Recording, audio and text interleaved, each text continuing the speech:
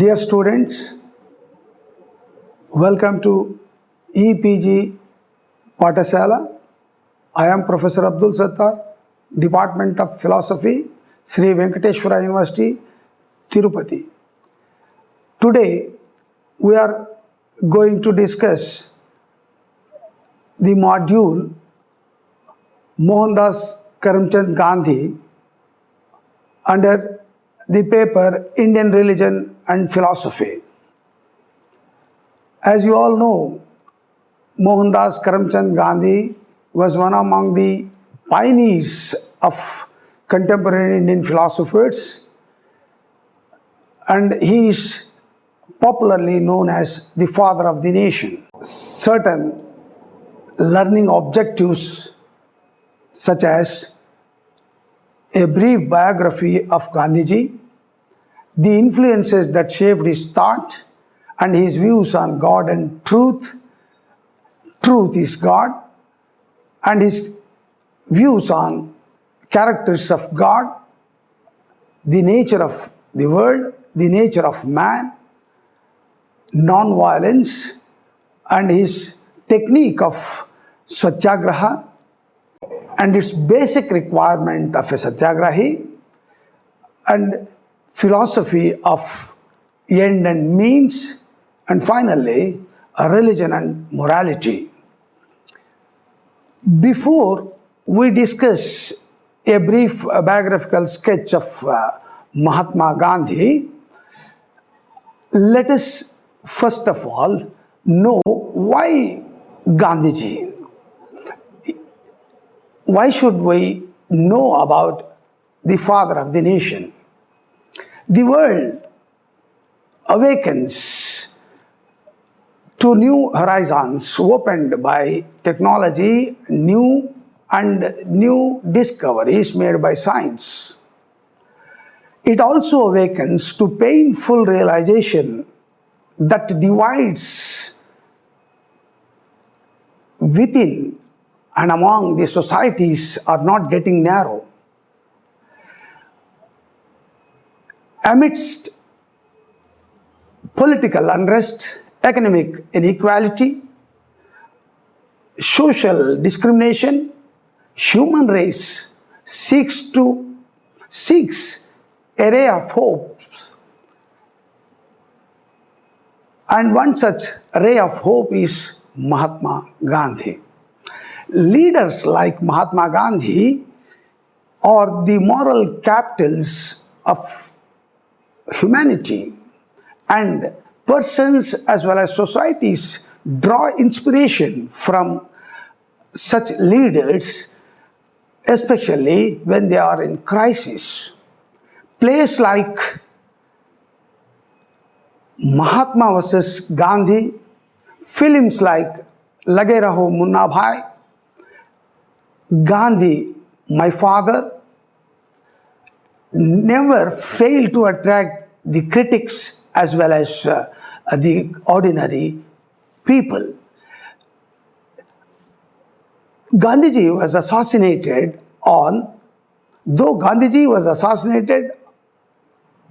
by a fanatic on 30th January 1948, he lived in myriad ways. He finds his followers in ideologies and movements from local to global levels. With this brief introduction about Gandhiji, let us understand Gandhiji's brief biography. Gandhiji was born at Porbandar on the 2nd of October 1869. His ancestors were Vaishya by caste and profession, but his father, uncle and grandfather were service holders. Although his parents were Orthodox Vaishnavas, they were enlightened enough to make all the necessary arrangements for giving modern education to their children. He was initiated into religious and moral traditions, yet his mind was sufficiently open to the changing needs of the times. In order to develop his philosophy, Gandhiji has got innumerable influences, both from the East and the West. It is true that Gandhiji's thought has originality and freshness about it, but it carries on it the stamp of a number of influences. One of the earliest influences that provided to Gandhiji's thought its backbone was that of ancient Hindu tradition, namely Sanatana Dharma. At a very early age, he had studied the Gita and the Ramayana, and also the Vaishnava and the Jaina literature. While in England, he got an opportunity of being acquainted with some of the intellectuals of the time and also with Christianity. Besides this, he had also first-hand knowledge of Zoroastrianism and Islam, and also of the works of Ruskin and those of other theosophists of the time. And he was also influenced by Tolstoy's Kingdom of God is Within You, and Ruskin's and to this last, Thoreau's Civil Disobedience influenced very much.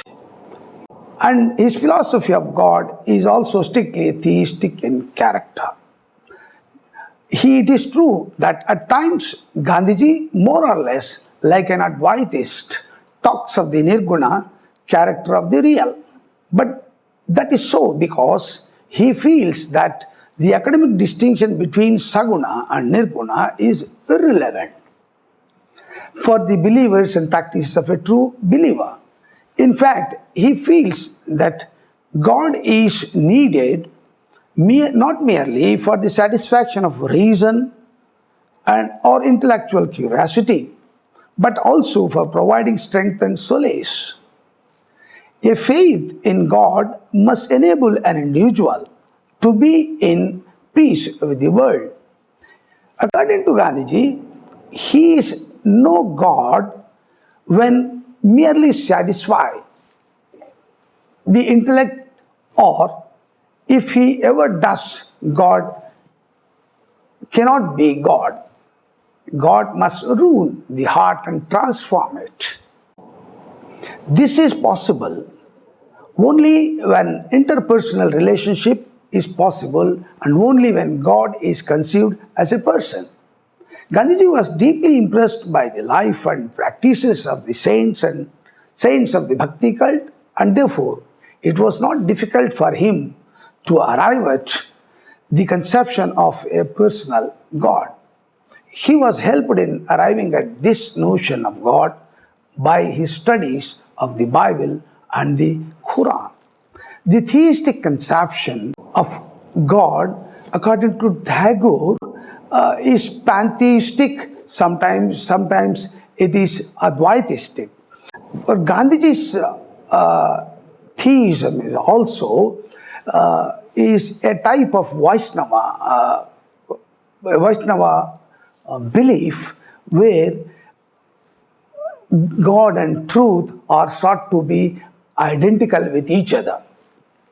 But when truth is an impersonal principle and God is conceived as a person, there is a problem of identifying truth and God as identical. How can these two be identified? And this problem is solved by Gandhiji himself in making this truth is God with the conversion of God is truth. Here the change in the subject is both the subject and the predicate they are identical. There is no a dichotomy between these two. For example, if you change the statement all men are mortal, we can pass on from all mortals are men. In this, for example, you cannot make this change. All men are mortal to all mortals are men. Why? Because the subject and predicate, they are not identical. Here in Gandhiji's what you call conversion of truth, God is truth to truth is God, can be converted. Why? Because they are taken as identical. That's why Gandhiji conceived God as all-pervasive. God is the reality in which everything lives and moves. In conceiving God in this manner, Gandhiji is almost identifying the metaphysical reality with the theistic God, and in the process, he is also identifying the character of all-pervasiveness with that of omnipotence. And God is also at times described as law by Gandhiji. Although this description creates an impression that God is an impersonal principle, Gandhiji rises above such an impression when he says that God's law and God are not different from each other. God himself is the law. To say that God rules everything means simply that his law abides. Gandhiji very often calls God love. The full implication of this description of God will be clear only when Gandhiji's conception of love and ahimsa is fully grasped. But one thing seems to be fairly evident, that there can be no other way of apprehending God than that of love. It is difficult to outline Gandhiji's views on the nature of the world because Gandhiji has not given a clear picture of the nature of the world. His views on the nature of the world are both casual and yet too scattered. Yet an attempt can be made to know this, his nature, his views on the nature of God in a better way. According to Gandhiji, the world is an expression of God. It is an evidence of the all-pervasive reality. That one reality is called Gandhiji truth or God. According to Gandhiji, God manifests himself in innumerable forms in the universe, and every such manifestation commands his respect. This description of nature has two implications, one metaphysical and the other practical.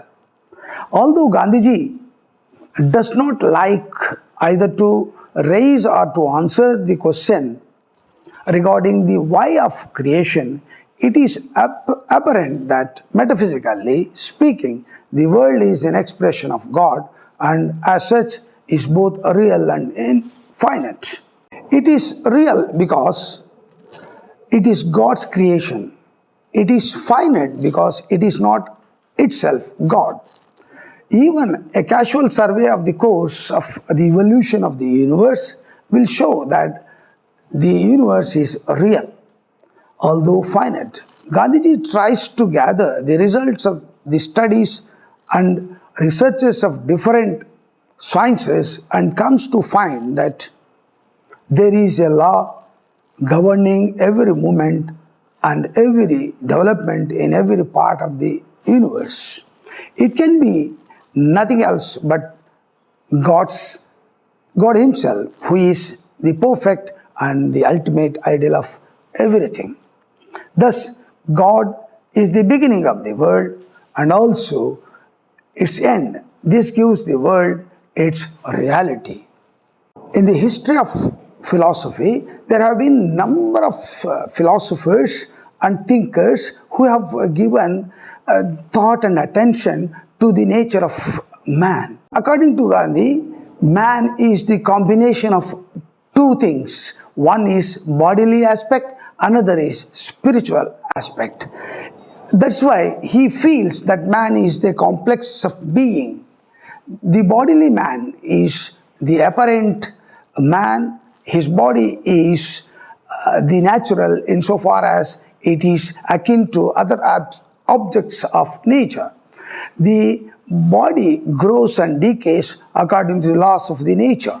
But this aspect of man represents merely the physical aspect. Man is not merely a physical being. He has many other characters which are not just physical. He has consciousness, reason, conscience, will, emotion, and similar other qualities. He has an aesthetic sense, a feeling of sensibility, and an insight into the nature of good and bad. These are not just physical activities, these are the expressions of the real man, of the spirit that resides in him. An account of Gandhiji's theory of truth necessarily gives rise to his theory of non-violence. According to Gandhiji, non-violence and truth are as old as hills. All that he has done is he has done all the experiments in the practical life with both these principles, truth and ahimsa. And one, ahimsa is the means, truth is the end in Gandhiji. In Gandhiji, the word ahimsa has both a negative and a positive meaning. The positive aspect of its meaning is more fundamental for Gandhiji because it comprehends the negative aspect also and represents its essence. The usual meaning of ahimsa is non-killing. Most of its meaning is made broader by emphasizing that non-killing is merely one example of ahimsa. In fact, in conceiving ahimsa, thus Gandhiji seems to be influenced by Jainism, which recommends the practice of ahimsa in thought, speech and action. He is of the opinion that killing or injury to life can be an act of violence only under certain conditions. These conditions are anger, pride, hatred, selfish considerations, bad intention, and similar other considerations. Any injury to life done under these motives is himsa. Thus, the negative meaning of ahimsa is non-killing or non-injury. But this presupposes that a non-violent act is free from hatred, anger, malice, and the like. Ahimsa demands a sincere effort to free mind from feelings like anger, malice, hatred, revenge, jealous, etc. because these create obstacles in the way of love.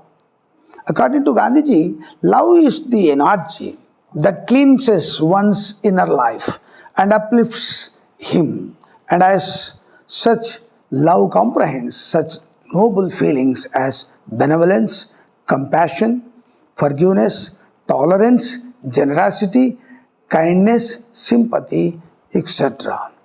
Gandhi's, after understanding the concept of ahimsa, let us understand Gandhiji's technique of satyagraha.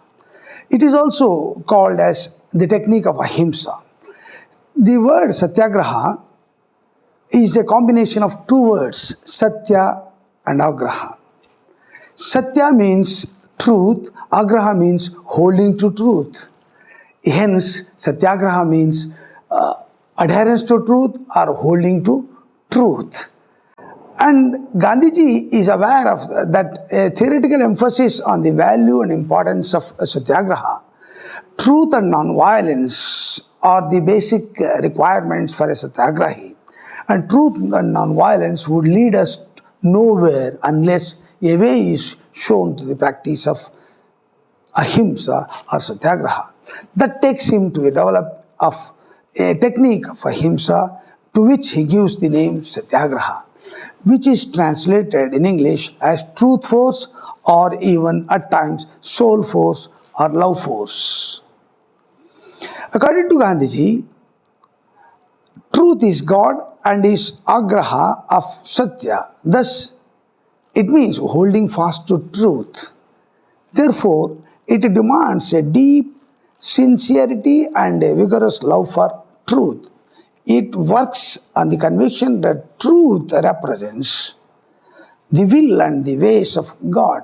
Therefore, the path of truth has to be followed in vigorous manners for no other consideration except the fact that it is God's way, that it is the way of truth. In this sense, the doctrine of Satyagraha is strictly rigoristic.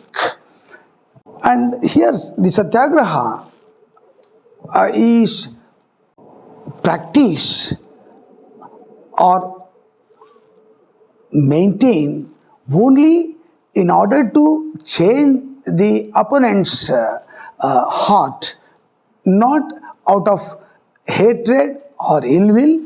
It is out of love. Satyagraha is to be practiced. And in every ethical thought that seeks to reflect upon nature and standard of morality, the problem regarding means and end becomes a very significant problem. Gandhiji's assertion that end and means are intimately related with each other is a common sense assertion, but he goes beyond common sense when he says that means and end are convertible terms in his philosophy of life. Means cannot be separated from the end, just as the way cannot be separated from the goal. Explaining the relation between the two, Gandhiji says the means may be likened to a seed, the end to a tree. There is the same inviolable connection between the means and the end. There is the relationship between seed and the tree. That is why Gandhiji gives a very great importance to means. He says that means are after all means.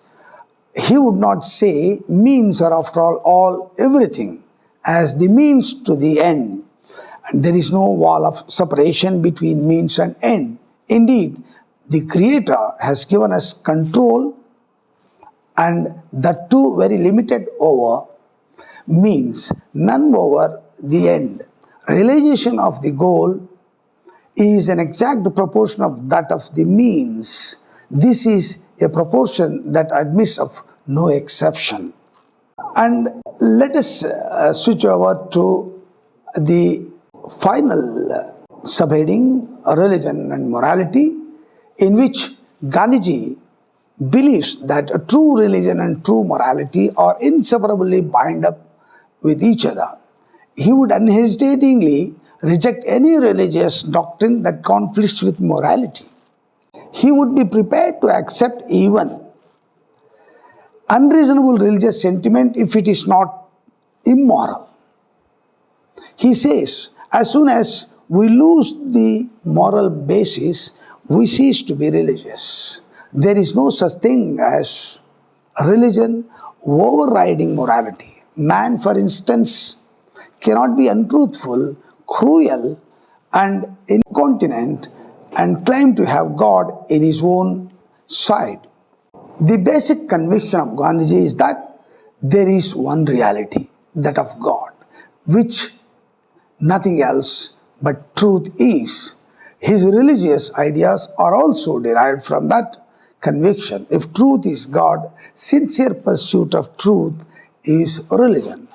Religion is ordinarily defined as devotion to some higher power or principle. Gandhiji is not against such description of religion, he alone qualifies it further by saying that higher principle being truth, devotion to truth is religion. He tries to give an outline of what he means by religion in the following lines. I quote, "Let me explain what I mean by religion. It is not Hindu religion, but the religion which transcends Hinduism, which changes one's very heart nature, which binds one indissolubly to the truth within, and which ever purifies. It is the permanent element in human nature which counts no cost too great in order to find all expression, and which leaves the soul utterly restless until it has found itself in its own maker and appreciated the true correspondence between the maker and the self." And also Gandhiji vehemently admitted he is not irreligious. He always says that my religion is not a customary religion or a religion that underlies all religion. And he has maintained a unity of, he has tried his best to maintain the unity of all religions. Even in his ashram, the prayer meeting, he used to perform the prayers belonging to different religions. That's why Sarvadharma Samabhava is Gandhiji's life ideal. In addition to the relation between religion and morality, let us understand the cardinal virtues according to Gandhiji. The virtues approved and recommended by Gandhiji are nothing different from the requirements laid on for a true satyagrahi. Only he can be truly moral who has voluntarily chosen for himself the way of satyagraha. Therefore, satyagraha is the highest morality. Even so, Gandhiji has given special emphasis on some of the virtues of life which, according to Gandhiji, are essential for a pious and moral life. These virtues have nothing new about them, but the emphasis that he has been given on them is both novel and morally expedient. Indian ethics talk about 5 such virtues. They are non-violence, ahimsa, truth force, satya, non-stealing, asteya, non-acceptance or non-possession, aparigraha, and chastity, brahmacharya. Gandhiji admits all these and adds some more. Gandhiji asserts that these virtues are to be practiced not only outwardly but in thought, word and deed. Let us sum up the entire module in which we have covered a brief biographical sketch of Mahatma Gandhi and the influences that shaped his thought and his conception of theism, wherein concepts such as God and truth is God have been understood, and also his views on the nature of the world, the nature of man, the nature of ahimsa, and the technique of satyagraha and its basic requirements, and also the philosophy of means and end, and finally we have understood the relation between religion and morality according to Gandhiji. For further reading, you can refer to e-text. Thank you.